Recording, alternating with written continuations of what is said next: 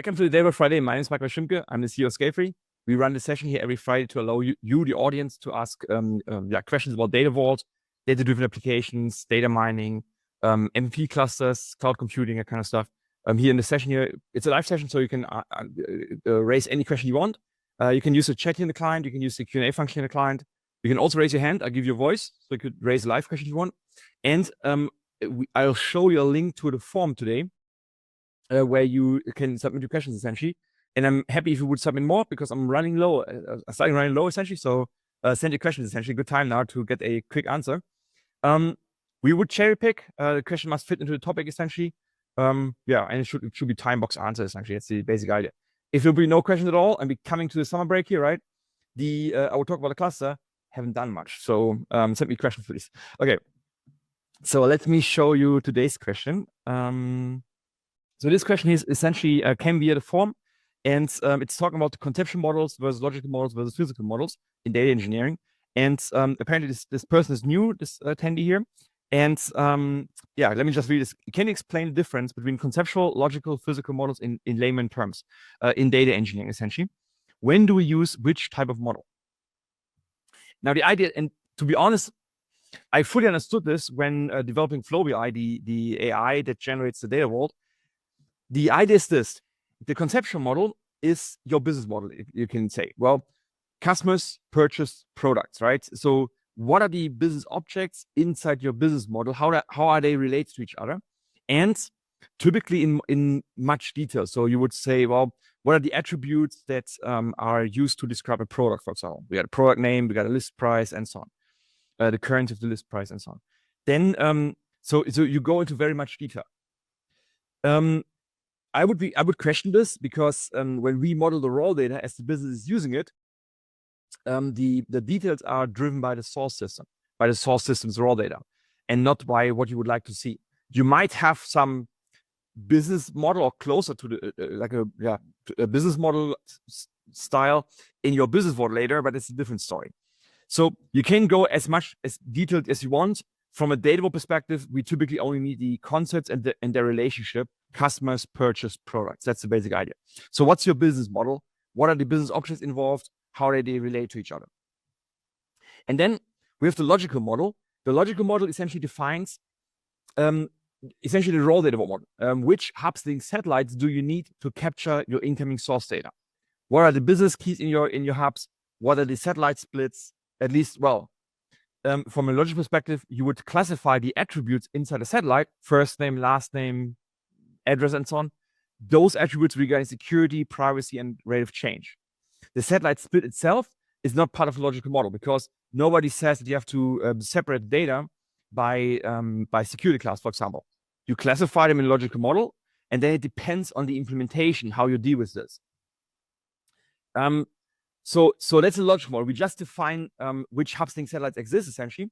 And then we generate the physical model. Those are the create table statements, the insert statements for the loading procedures, the create table statements, essentially for the structure. That essentially defines how a hub looks like on Snowflake, on Synapse, on Fabric, on Oracle, and so on. That's a physical model. Do you have foreign keys implemented for your references or not? Right, it's all physical ideas.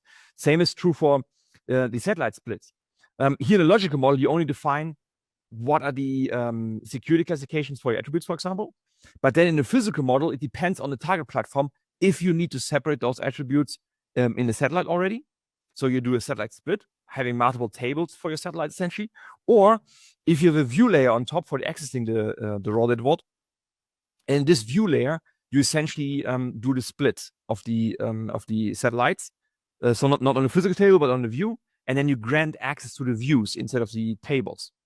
It's a bit easier to refactor, essentially. And then you could also think about having row level and column level security inside your database technology, and using RLS, CLS features from a database on top of the tables itself. So it really depends on the technology you're using, the tool stack you're using, how you implement a security split for like the security attributes, essentially. And different approaches are for privacy attributes, rate of change attributes, and so on. So you can't say how exactly this will be implemented, because it depends on the target platform. So, and then when do we use which type of model? The idea is that it's not that either or. So typically it's a process. So you start with a conceptual model. If I would be the first person inside your organization as a consultant, I would ask you essentially, hey, what's your business model, right? Just to understand how you work, operate, and then we would draw it up. So I would have the customers, the products, a relationship, customer purchase products, that kind of stuff. So I'm just drawing up this conceptual model on a very high level. I don't need attributes. It's all driven by the source system, at least for the role that evolved. So I just have the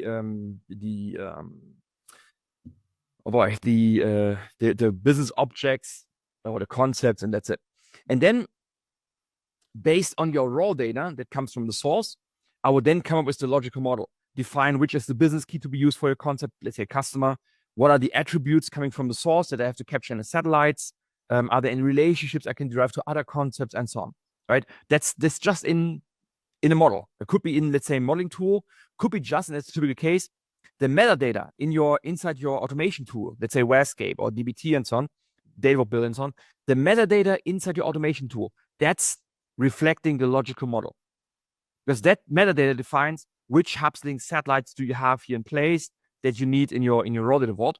And then by applying the templates inside Data Builder, for example, or Warescape, Coalesce, DBT, and so on, by applying the templates, you turn the logical model into the physical model, the create table statements, the insert statements. So it's really a process. You start with a conceptual model, model the or create the logical model, turn it into the metadata of your tool of your choice, and they will essentially then generate the physical SQL statements, essentially. If SQL is technology you want to use, right? Because that's also not guaranteed. Could also use different NoSQL environments and so on, MongoDBs and so on. So it's a process. It's not an either-or option.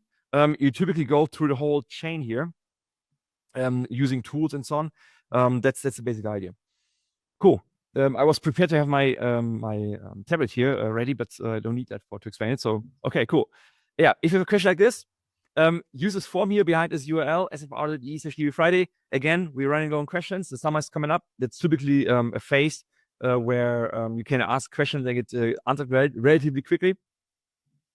And also check out our other webinars at scalefree.to/webinars, where we have data vault specialists and tool specialists from Scalefree talking about DBT and Warescape at the moment. And then, but these sessions are once a month essentially. And if you can't wait until next Friday, then come to the Data Innovators Exchange, which is a forum-style community where you can sign up, ask questions, and they get relatively quickly answered essentially by the community, which is driven by Ignition Data in Australia and Scalefree, essentially. That's the basic idea. Cool. So thanks for joining, and enjoy the weekend, and see you hopefully next Friday, guys. Thank you.